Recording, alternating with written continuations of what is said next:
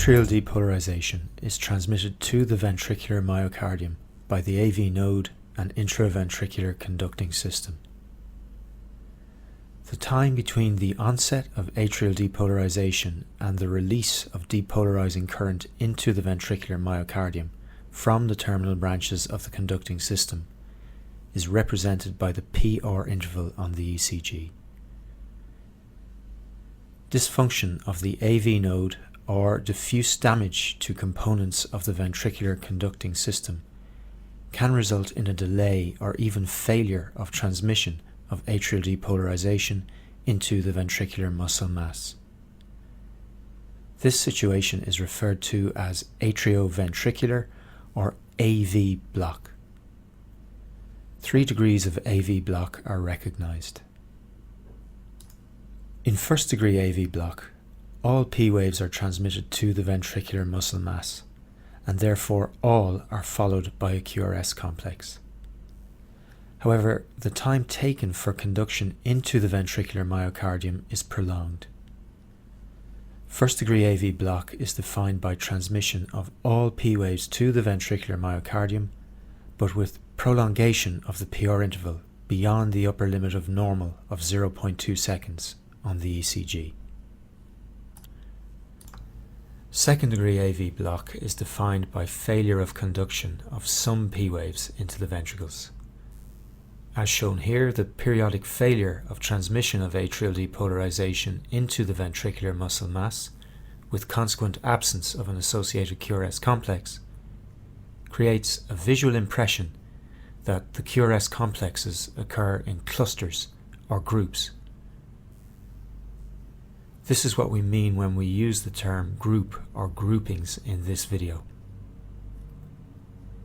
There are 2 major subdivisions of second degree AV block, Mobitz type 1 and Mobitz type 2.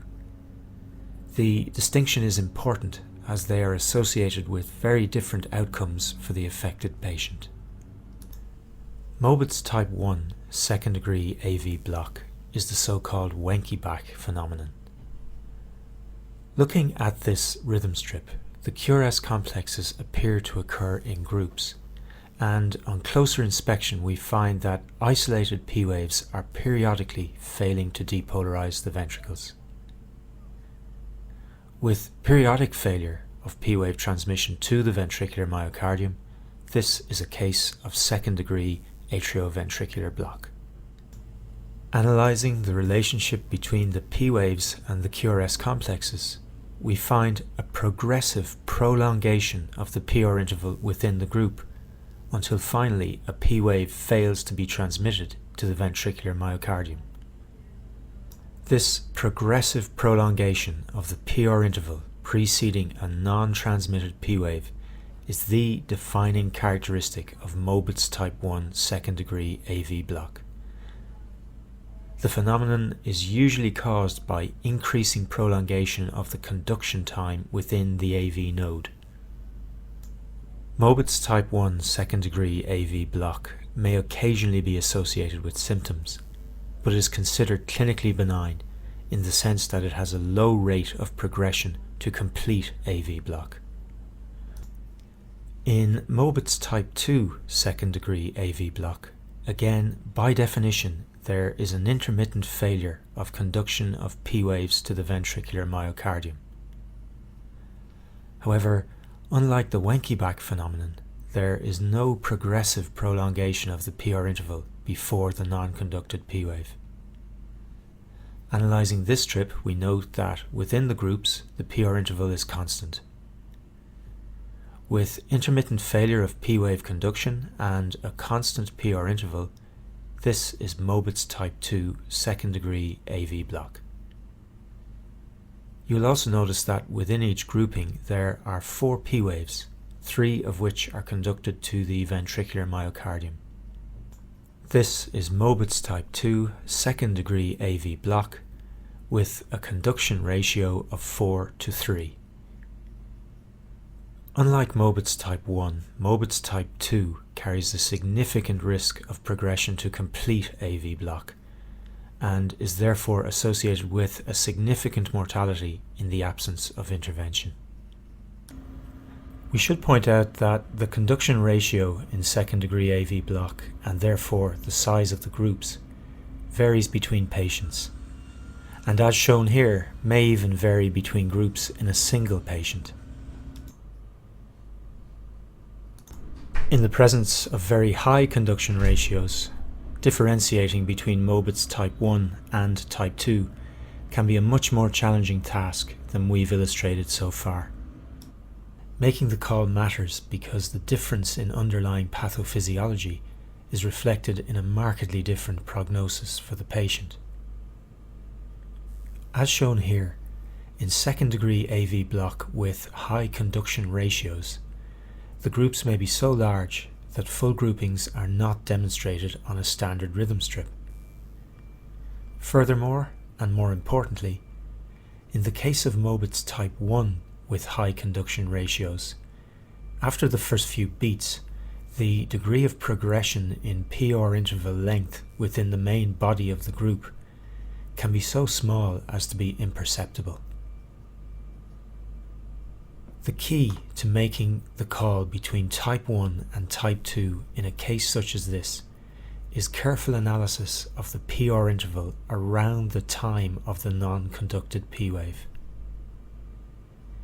In a case of Mobitz type 1, the longest PR interval is seen in the beat immediately preceding the non-conducted P wave, while the shortest PR interval is observed in the beat immediately following the non-conducted P wave. Also, the largest change in the PR interval is observed between the first and second beats following the non-conducted P wave. Despite the apparent uniformity of the PR intervals within the main body of this group, analysis of the PR intervals around the time of the non-conducted P wave indicates that this is a Mobitz type 1 second degree AV block. This situation is termed atypical Mobitz type 1. Just one further point before we move on. Looking at this rhythm strip, you would be forgiven for thinking that we are dealing with a case of second degree AV block. And with a constant PR interval before and after the non-conducted P wave, you may suspect that this is Mobitz type 2. In fact, you will be wrong. This is a non-conducted premature atrial contraction. Ectopic atrial discharges may not be conducted for a variety of reasons. A benign finding on the ECG. Careful analysis demonstrates that the non-conducted P wave is in fact premature, occurring well before the next expected P wave. Also, as expected, the ectopic P wave has a different morphology than those preceding it. Compare this to our case of Mobitz type 2. The P waves occur with monotonous regularity and are of uniform morphology. In addition to the major subdivisions of second degree AV block, two further variants are also recognized. Second degree AV block with a conduction ratio of 2:1 is termed untypable. With only one PR interval before each non-conducted P wave, there is no way of knowing if this is Mobitz type 1 or type 2. This rhythm strip shows another variant of second degree AV block. High-grade second degree AV block exists when at least two consecutive P waves fail to conduct to the ventricular myocardium. In third degree or complete AV block, no P waves are transmitted to the ventricular myocardium. When this problem arises secondary to diffuse damage of the conducting system, a ventricular focus will take over pacemaker function, driving ventricular depolarization. The escape rhythm generated will be broad complex and will vary in rate between 20 and 40 beats per minute. At this stage, you should be able to spot the AV dissociation evidenced by the presence of regularly occurring P waves which show no fixed relationship with the QRS complexes. The distance between P waves and QRS complexes varies continuously, and some P waves are buried in components of the QRS complexes, while others are fused with the T waves. You will also appreciate that if complete AV block arises secondary to localized damage or dysfunction of the AV node, an escape rhythm can arise from a focus within the bundle of His.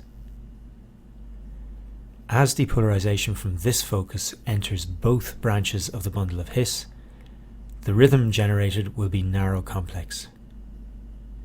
However, as the discharges from the bundle of His are not transmitted to the atria, the SA node continues to fire uninfluenced by events below the damaged AV node. Hence, as shown here, the presence of AV dissociation should be detectable. This slide summarizes the material covered in this video. There is disagreement in the literature, particularly with regard to the precise definition of some subtypes of second-degree AV block. We would recommend that you stick with this nomenclature.